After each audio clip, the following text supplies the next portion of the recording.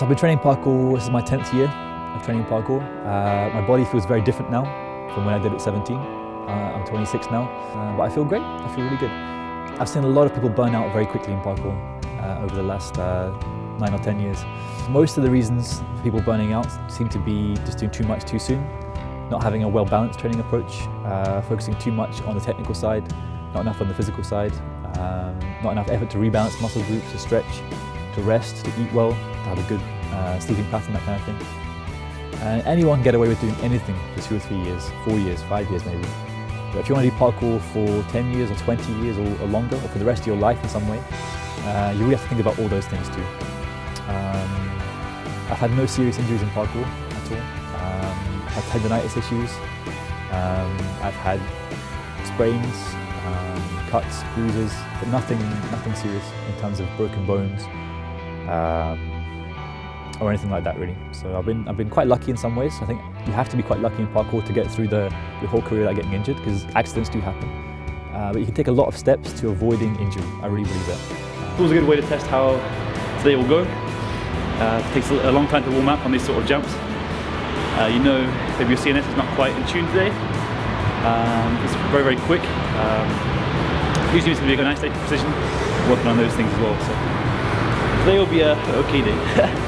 I think my approach to training in the last 9, 10 years has been, I want to do this forever. It's never been that kind of quick fire, burnout, 2 or 3 years, quick fix thing. It's always been, I want to do this forever, how can I do that? I'm always thinking about that kind of approach. When I started, I very quickly realised I was quite weak. I spent a lot of time dedicating myself to physical training, which is a big part of my training approach to parkour. Some people focus probably too much on that. Some people focus on just technical side. I'm a bit more towards the physical side, I'd say. I do a lot of physical training, but I believe that's helped me stay healthy and injury-free over the last 8 or 9 years. So now we're nice and warm, we're going to work on some cat leaps today. It's a sort of a drill I come to quite a lot, working on 1 or 2 variations of one technique. All you really need for this is 2 different obstacles, 1 pipe and 1 wall. And the variations I'm going to be working on today are going to be 1 drain pipe catch, 1 normal 2-handed catch, a left-hand catch, a right-hand catch, and a catch over the back of the wall on the far side. The reason for the one-handed catch is if I'm ever in a situation where I miss with both hands, there's one that protects me, I'm still strong enough to hold myself with the one arm. So it's 5 different cat leaps: drain pipe, 2-handed, left hand, right hand, and over the back.